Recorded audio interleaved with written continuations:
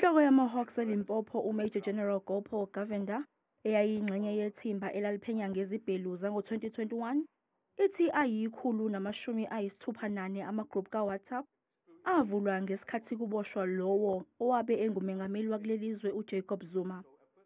UGovender ubuye wathi uphenyo lwabo lukubeka kucace ukuthi izibheluza zihleliwe futhi zinabagqugquzeli.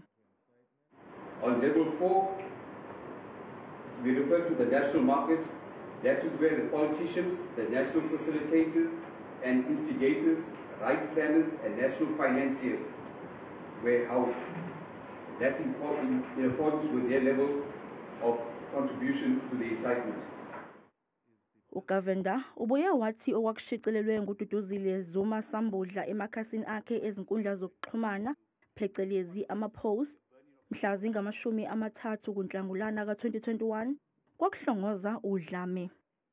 On the 30th of June at 09:57,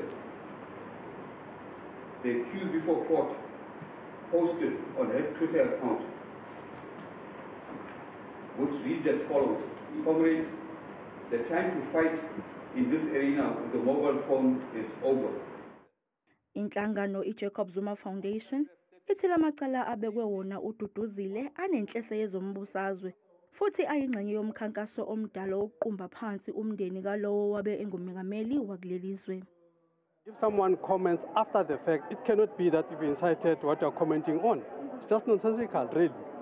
This is just a persecution of President Zuma and his family.